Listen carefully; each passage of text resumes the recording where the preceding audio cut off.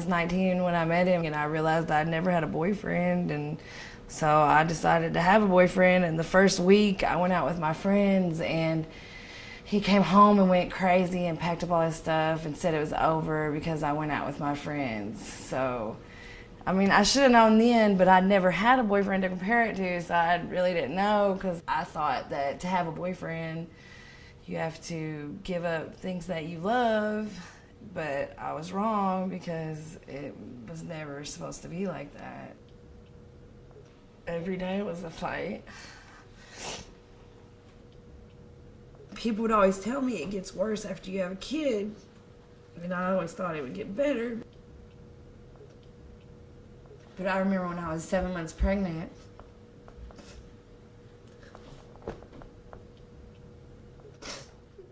he threw a book at me. He hit me. Remember, you can't talk. It hit me right in the stomach, and I don't know, I left for 2 weeks then, but I went back. That's what my house looks like. See that little mark right there? That's where I live.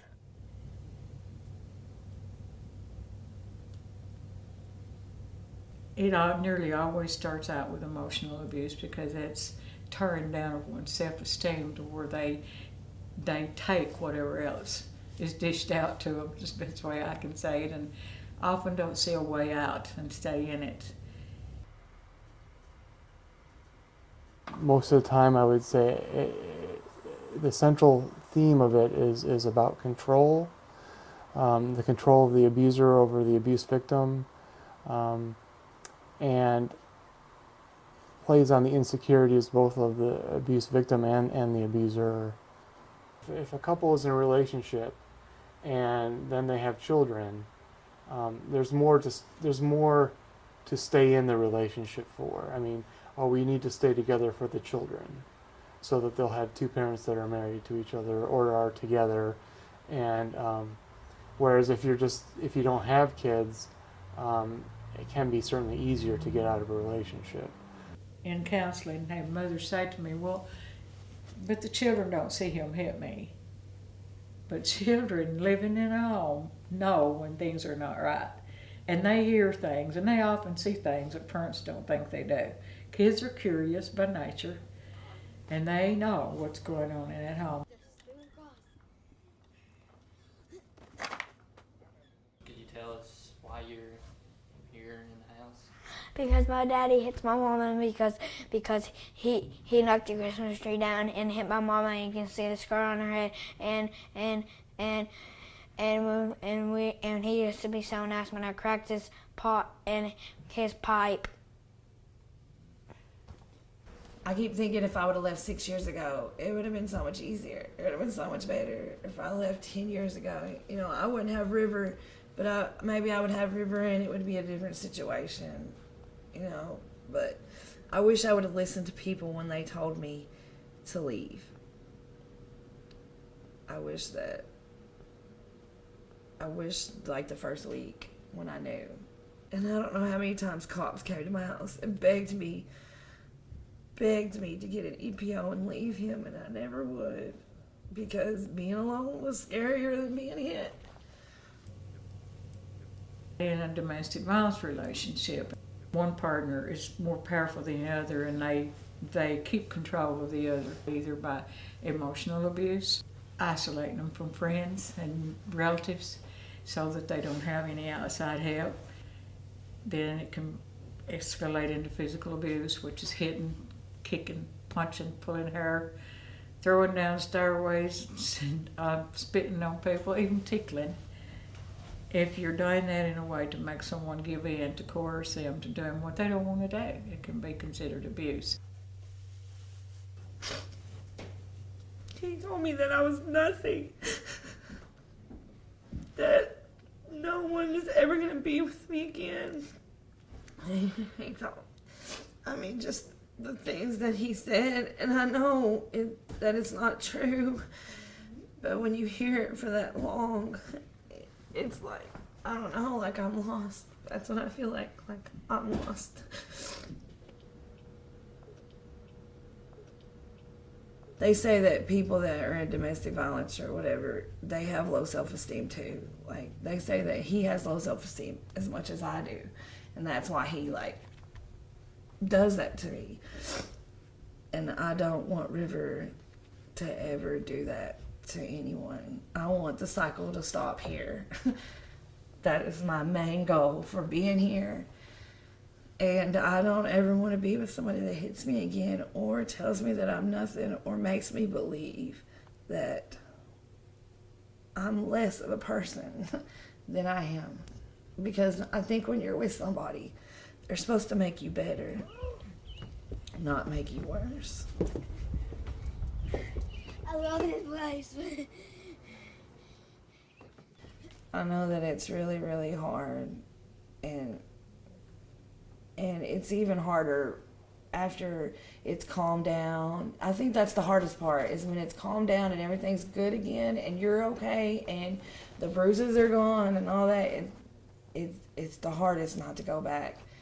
But if they could do anything, it would be leave and stand up for yourself. I remember he said something to the effect of, I had no balls. I realized that he was right. He was the one beating the crap out of me, but I was the one staying.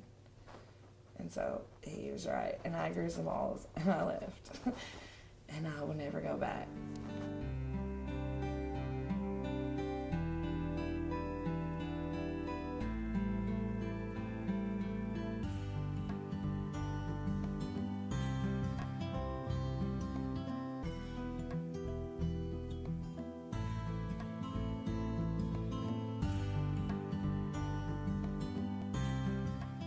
When River was little, it didn't really affect him. But as he got older, it's like he started turning on him. You know how kids bounce around and they don't want to sit still and stuff like that. And then he would get mad and he would whoop him for bouncing around and being a kid. And it would make me so mad. And that's what happens, is they turn on the kid. And I could just imagine River being 11, 12 years old and beating the crap out of him. And I don't want that to happen. And now, hopefully, it won't. Whatever, and I'll do whatever I want. I used to work at the Psychiatric Center in Hazard, and I ran the trauma group there. And one of the things that I would use was a scar example. I had a nasty cut with a chisel on my hand. I could have just let it fester. I could have let it just get infected. And that's kind of what trauma does too, emotional trauma. If you talk about it in therapy, if you deal with the problem, you're promoting healing. Emotional scar will always be there, but it's not going to have nearly the impact in life that it might if you just let it fester. Every day here, I get a little bit more of myself back. It makes it possible for me not to have to depend on him. Like, because before he watched River during his mom and dad watched River during the day. He was my babysitter. He did everything for me, and we had the same car, so he drove me to work. He picked me up, and being here, they help you do all those things to get away from them. So you don't have to depend on them, because that's what they do. They make it so that they're all you have. And being here, you know that that's not true. But if it wasn't for this place, I would be with him now. We give them opportunities to escape the abusive relationships they're in. We try to help them find housing. We have to work in collaboration with all the other human services agencies. They can seek help, they can they can call anywhere. They can call Protection and Permanency. They can call the shelter. We've got a 24/7 hotline, crisis line that doesn't cost anything to call, no matter where they're at. They can call day or night. We never close, and there's always someone at that phone to answer it.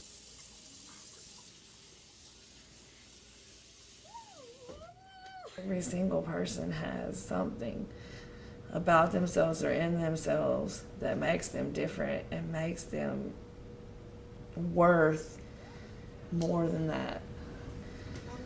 But every day that I look at River, it makes me stronger. It gets better every day. I love you. Da da da da da. I mean, like skinny rinky doo, skinny rinky doo. I love you. Da da da da da. I love you in the morning. Love you in the afternoon. I love you under the moon. That's my mom. My mom loves that song.